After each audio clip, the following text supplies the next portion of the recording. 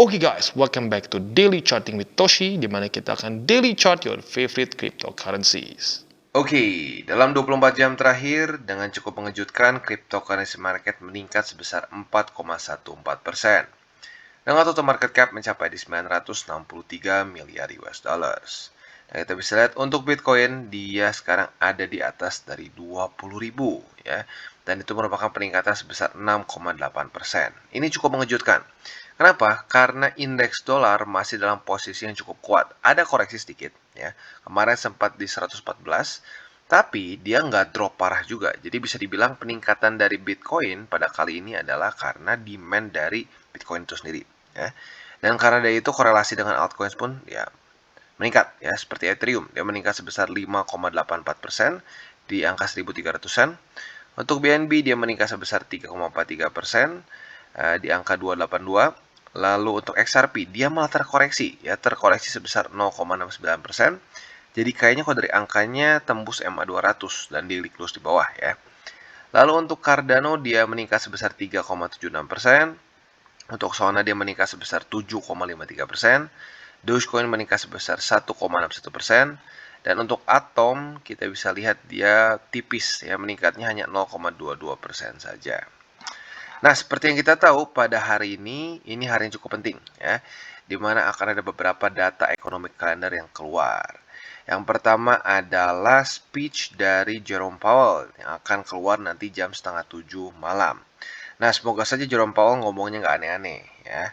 Jadi hati-hati, hari ini masih ada kemungkinan bisa dibanting sesuai dengan pembahasan DCWT kemarin ya. Nah, tapi good newsnya apa? Minimal sekarang kalau kebanting gitu ya, masih ada support gitu di bawah. Daripada kalau kemarin di 18 ribuan, ya kebanting makin hancur ya. Jadi this is good, ada peningkatan seperti ini. Ya minimal kalau sampai kebanting ada extra cushion lah ya. Lalu selanjutnya ada Presiden Lagarde, di sini juga sama-sama akan speech. Gua nggak tahu bedanya apa sama yang kemarin. Untuk di sini core durable goods juga akan keluar datanya. Lalu akan ada juga data consumer confidence, new home sales, dan udah ya, hanya itu saja. Nah, tapi intinya ada beberapa data yang secara importance-nya 3 ya, berarti harus ekstra hati-hati. Dan terutama untuk yang nanti jam 6:30 yaitu ada speech dari Jerome Powell ya. Semoga saja tidak ada pengumuman yang aneh-aneh ya. Jadi kurang lebih seperti itu untuk economic calendar ya. Kita sekarang akan geser ke charting. Yang pertama kita akan ke Bitcoin. Kalau secara TA kita bisa lihat jelas kemarin atau lebih cepatnya jam 7 atau lebih tepatnya jam 7 pagi tadi. Bitcoin masih close tipis ya, tipis di daerah 19.200. Technically speaking sedikit ke reject ya, sedikit ke reject. Jadi kita masih belum bisa bersenang-senang dulu karena lagi-lagi belum terjadi daily close yang signifikan di atas dari 19.200 ya. Nah, harapan kita pada hari ini setelah nanti berita dari ya The Fed, lalu juga nanti akan ada beberapa data ekonomi di Amerika Serikat, BTC nggak kebanting. Harapannya kalau bisa sekalian juga daily close di atas dari MA20. Karena kalau sampai dia berhasil close di atas dari MA20, berarti ini pertama kalinya setelah dia gagal pertahankan di sini ya, di tanggal berapa sini? Tanggal 13 September. Setelah itu kita bisa lihat 20 sangat kuat ya sebagai resisten. Nah, semoga saja pada hari ini dia bisa menaklukkan MA20 juga, plus daily close juga di atas dari 19.200-an.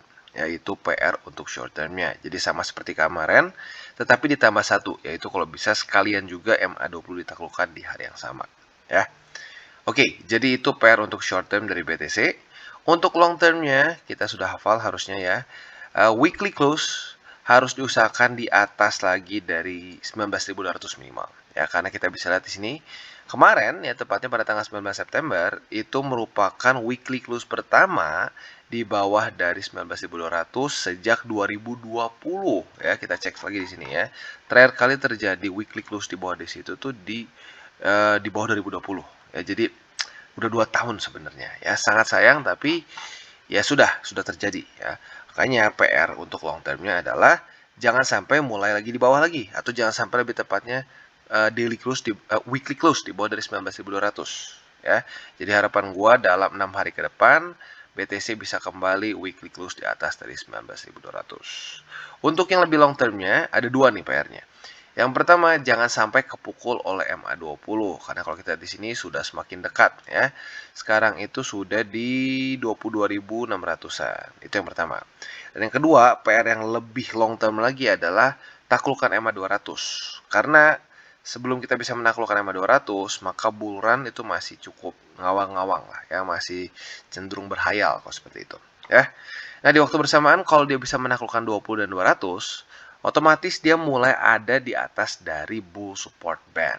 Nah, dan sekali lagi, apabila Bitcoin bisa tembus, ya bisa trade di atas dari bull support band dan menahan harga di atas di situ, retest dan menahan tepatnya ya, itu akan mulai masuk dalam bull market. Ya. Jadi kita tinggal lihat dalam beberapa minggu ke depan apakah bisa dia menaklukkan 20 atau tidak ya. Kalau sudah 20 sekalian juga 200. Oke, jadi kurang lebih seperti itu untuk Bitcoin secara short term dan long termnya ya. Nah, sekali lagi yang mengagetkan adalah indeks dolar. Benar, indeks dolar terjadi sedikit pelemahan, tetapi pelemahannya bukan yang ekstrim gitu ya. Kita bisa lihat sendiri di sini, pelemahannya tipis. Dan bahkan sekarang pun masih di luar dari Bollinger Band. Jadi artinya masih dalam kondisi overbought. Nah, yang lain juga kita bisa lihat bahwa indeks seperti Nasdaq, S&P, Dow Jones semuanya masih menderita ya. Gold mulai recover lah ya, gold mulai recover tapi ya kondisinya nggak membaik ya, mulai recover tapi belum bagus lah intinya. Silver sama ya, mulai recover juga tapi belum benar-benar bagus. Intinya apa? Intinya Bitcoin dan cryptocurrency in general meningkat karena demand dari mereka sendiri ya, bukan karena indeks dolar yang melemah. And this is good. Ya, this is good. Jadi, apakah pertanyaannya Bitcoin dan cryptocurrency in general mulai melepaskan korelasinya dengan saham-saham atau indeks-indeks saham di Amerika Serikat seperti Nasdaq, S&P dan Dow Jones ya, karena dalam beberapa tahun terakhir korelasinya cukup tinggi ya. Nah, apakah sekarang orang-orang mulai sedikit sudah mencari alternatif ya, mencari investasi alternatif dan mereka mulai nyadar bahwa Bitcoin is actually not bukan secara fundamental tidak sama seperti risk on aset lain ya. Semoga saja itu mulai terjadi. Oke, jadi kurang lebih seperti itu untuk pembahasan kita secara makronya ya. Untuk buy limit kita akan bahas di belakang. Nah, tapi sebelum kita masuk ke buy limit, gue ingin ingatkan sekali lagi bahwa DCWT ini bukanlah bagi-bagi sinyal, bukan juga financial advice. Tujuannya adalah untuk edukasi dan membiasakan para subscriber gue untuk lebih mengerti charting ya. Dan gimana caranya untuk mendukung TCI? Ada banyak. Lo bisa like, bisa subscribe, bisa share our video, bisa juga menggunakan link referral kita di bawah. Lo bisa pilih, ada banyak ya. Dan sebelum kita lanjut, kita akan dengar dulu pesan-pesan dari sponsor kita pada hari ini. Oke, today's video is brought to you by OKX, di mana mereka sedang ada program Mystery Box. Dan kita register account kita, deposit 50 USD saja, kita bisa mendapatkan ETH atau ETHW Mystery Box. Ya. Termnya seperti apa? Kita sign up, lalu kita dapatkan ETH atau ETHW Mystery Box. Dan ini hanya eligible untuk user yang menggunakan affiliate link saja. Jadi ini hanya berguna untuk orang-orang yang menggunakan ya salah satunya link kita. Ya. Jadi buat kalian tertarik bisa menggunakan link kita. Lalu setelah itu deposit 50 USD dan dapatkan si mystery box. Ini akan berakhir di akhir bulan September. Jadi buat kalian tertarik, monggo silahkan ikutan mystery box dari OKX. Oke, dan sekarang kita akan masuk ke Bitcoin ya. Untuk buy limit pertama kita secara spot bisa pertimbangkan di daerah 19.200 ya. Nah, itu buy limit pertama kita, dan di waktu bersamaan apabila besok dia bisa daily close di atas dari 19.200, kita bisa mulai pertimbangkan posisi long. Ya, tentunya untuk sekarang posisi longnya masih pertimbangannya di 19.200. Jadi kalau terjadi retest 1, retest 2, monggo buka posisi long di sini dengan target TP antara 2 ya, antara MA20 atau 20.800. Bang, kalau ternyata daily closing di atas D20 gimana? Nah, kalau di atas D20 berarti posisi long kita bisa pertimbangkannya di MA20. Lagi-lagi, jangan cuma pasang langsung pending, tapi lihat dulu kalau sampai terjadi retest 2 kali ya, atau terjadi konfirmasi, baru buka posisi long di 20 dengan target TP di 20.800 ya. Untuk posisi short seperti apa? Untuk posisi short tuh bisa pertimbangkan di 20.800. Lagi-lagi sama ya. Apabila terjadi retest 1, retest 2, nah silakan buka posisi short di 20.800. TP-nya sama ada 2, antara 20 atau di 19.200. Nah, 19.200 tentunya adalah TP yang lebih agresif, EMA 20 lebih konservatif. Ya, jadi kurang lebih seperti itu untuk posisi long, short, dan juga untuk buy limit spot pertama kita. Nah, buy limit kedua kita sebenarnya kita bisa lakukan di sini ya. Bisa pertimbangkan di 18.400-an. Nah, setelah itu, buy limit ketiga kita bisa juga di 17.600. Tapi 17.600 ini bisa kita interchangeable juga sama yang 15.000. Karena gini, ini jujurnya adalah wick ya. Awalnya tujuan ini untuk TP short, tapi nggak dapat posisi short, maka dari itu sebenarnya bisa juga jadi buy limit. Tapi kalau lu mau juga averaging di 15.000, ya udah lupakan ini. Ya jadi lu pilih antara 17.600 di sini atau lu averaging di sini. Ya lu udah hafal harusnya ya 15.600, di mana 15.600 itu adalah statistik yang terjadi 2 kali sebelumnya. Ini adalah drawdown 30% dari MA200.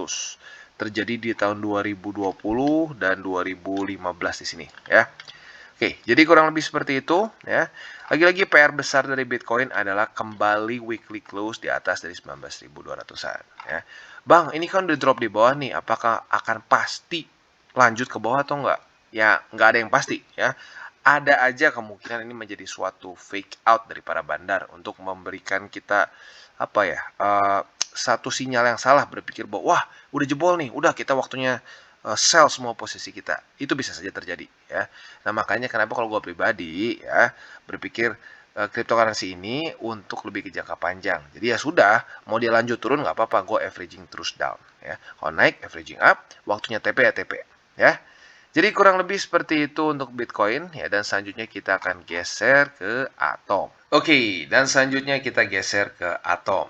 Nah, untuk Atom kita bisa lihat walaupun kondisi Bitcoin dan beberapa cryptocurrency lain cenderung meningkat, untuk Atom kemarin dia struggling ya. Dia ke-reject oleh EMA 200, 20 dan 14 dolar lebih 43 sen secara bersamaan ya. Nah, jadi kita bisa lihat di sini sudah terjadi retest 1, retest 2, maka sebenarnya posisi short di sini nggak salah ya. Dan buat lo yang sudah buka posisi short di 14 dolar lebih 43 sen, sekarang sudah dalam keadaan profit tapi tipis ya. Nah, seperti trading plan kita sebelumnya, target TP-nya di 13 dolar ya. Sekali lagi, untuk kalian yang punya posisi short di 14 dolar lebih 43 sen, target TP shortnya adalah di 13 dolar ya. Nah, untuk posisi longnya tinggal kita balik. Ya, tinggal kita balik. Andaikan sudah mulai kena sini, posisi short lu udah kena TP. Andaikan terjadi retest 1, dia naik ke atas, retest 2. Nah, lu bisa pertimbangkan buka posisi long di sini. Ya, tentunya di 13 dolar. Target TP-nya di mana? Tinggal dibalik ke 14 dolar lebih 43 sen. Ya. Nah, si 13 dolar ini harusnya kuat in theory. Ya, karena kenapa? Dia ada bantuan MA50 yang basically sekarang ada di harga yang sama. Ya. Nah, maka dari itu, semoga saja hari ini bisa cepat kena target TP, supaya kita bisa ada setup posisi long yang bagus. Karena kalau kelamaan di daerah sini, dia sideways dulu, ini 50-nya nembus. Kalau 50-nya nembus, berarti lo harus pilih antara mau buka posisi longnya di 50 atau di 13 dolar. Ya. Jadi kurang lebih seperti itu untuk Cosmos secara posisi long dan short. Untuk posisi spot bisa sama dengan posisi long, yaitu di 13 dolar. Lagi-lagi ini bisa menjadi satu buy yang bagus ya, satu averaging yang bagus, karena ini adalah confluence antara dua support, struktur dan juga MA50 ya. Nah, selanjutnya adalah untuk ini apa namanya price action dari Atom selama beberapa hari terakhir. Jadi kita bisa lihat ya, setelah perjuangan dari Juni ya, Juni pertengahan sampai di tanggal 17 September ya, udah berapa bulan nih ya. Dia terus membuat higher high, higher low, higher high, higher low, akhirnya pecah juga di sini, mulai membuat lower low, lower high dan seterusnya. Nah, jadi pertanyaannya apakah Atom sudah mulai kehabisan momentum atau masih bisa terselamatkan? Ya, kita harus lihat dalam beberapa hari ke depan. Kalau lanjut lagi dan dia mulai jebol daerah 13 dolar, ya berarti siap-siap. Probabilitasnya akan lebih cenderung ke bawah. Oke, dan selanjutnya kita geser ke AVAX. Nah, untuk AVAX apabila lu dalam beberapa hari ke belakang ini mengikuti DJWT, harusnya udah profit ya. Yang pertama adalah profit short di sini. Tanggal 23 dan 24 ini udah retest 1, retest 2, harusnya udah punya posisi short di sini. Hanya nunggu sehari kena TP ya.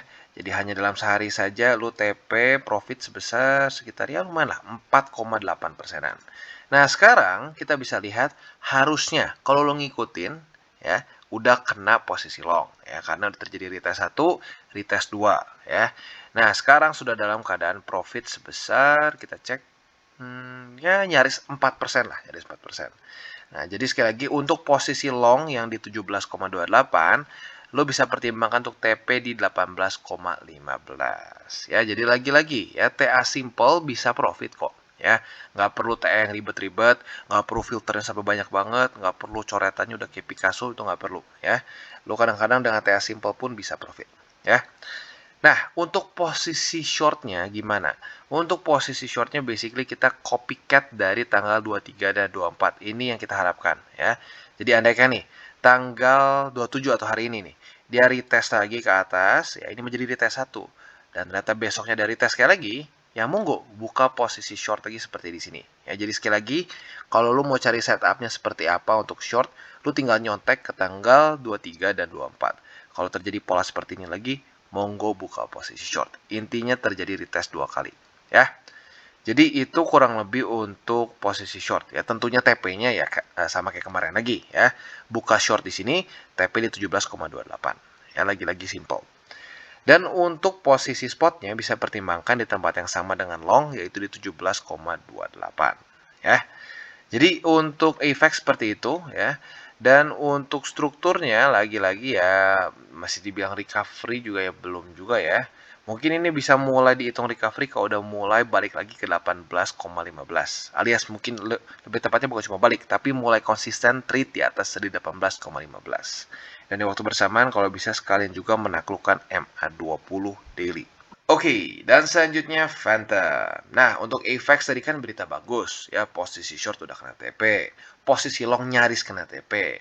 Sayangnya untuk Phantom beritanya nggak terlalu bagus ya, jadi harusnya buat lo yang ngikutin kemarin-kemarin sudah punya posisi short di daerah sini ya, tanggal 23 atau tanggal 24 karena sudah terjadi retest 2 kali. Dan kemarin sebenarnya sudah mendekati ke target TP. Tetapi sayangnya nggak kena ya, target TP kita kan di sini. Kalau dibulutin ke 22 sen. Sayangnya nggak kena. Dan sekarang malah cenderung berbalik.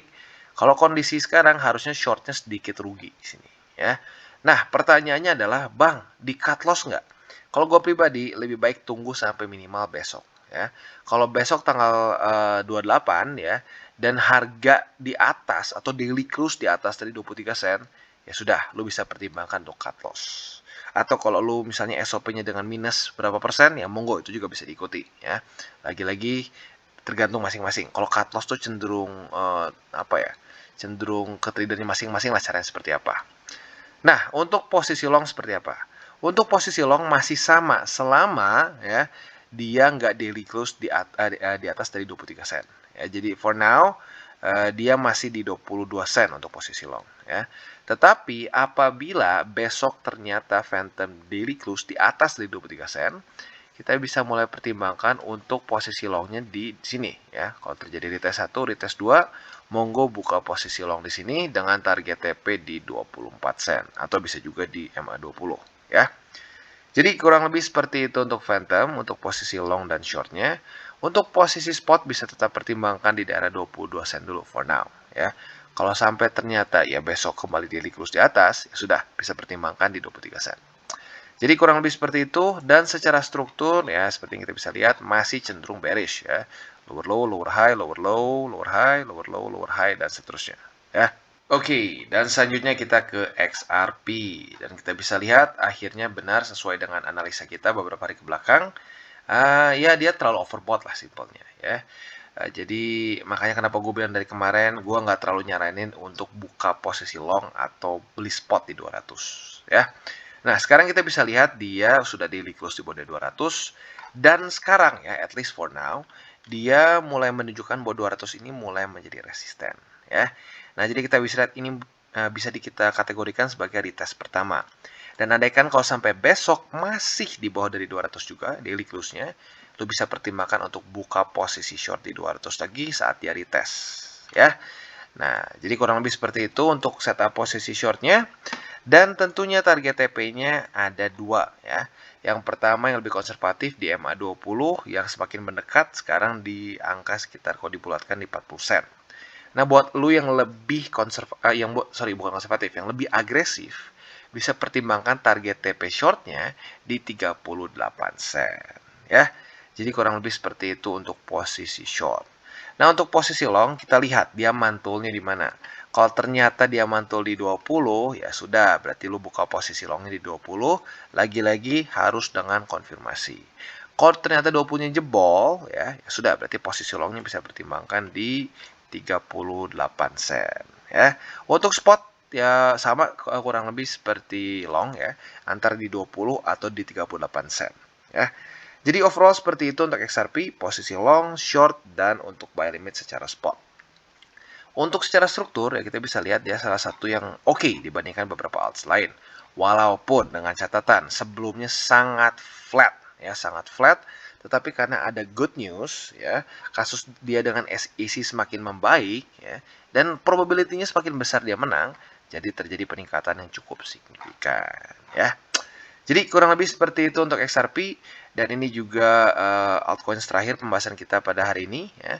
Dan sebelum kita tutup DCWT-nya, gue ingin ingatkan sekali lagi ya, mungkin lu udah bosen lah dengarnya, tapi ingin gue ingatkan lagi untuk orang-orang yang mungkin masih baru, jangan pakai uang panas ya, please jangan pakai uang panas. Kesannya mendingan lu konsisten mingguan atau bulanan ratusan ribu dibanding lu masukin puluhan juta tapi itu uang panas ya. Jadi walaupun kecil tapi uang dingin itu jauh lebih baik dibandingkan uang panas tapi besar ya. Oke guys, jadi itu adalah akhir dari segmen DCWT kita pada hari ini. Dan jangan lupa bagi kalian yang merasakan manfaat dari segmen ini, jangan lupa untuk share ke teman-teman kalian. Dan apabila lu pengen mensupport channel kita, ya TCI, jangan lupa untuk menggunakan link referral kita di bawah. Nggak wajib, ya, tetapi apabila lu menggunakan link referral kita di bawah, ada macam-macam, ya, dari Bybit, Huobi, Maxi, toko kripto, dan banyak lagi, ya. Ya, walaupun nggak wajib, tapi kalau menggunakan link referral kita, lu secara langsung membantu perkembangan dari TCI. Dan satu lagi, jangan lupa juga untuk join Telegram group kita, di mana kita bisa ngobrol-ngobrol santai mengenai dunia cryptocurrency secara dua arah. So, jangan lupa untuk like, subscribe, klik the bell icon, and see you on the next video.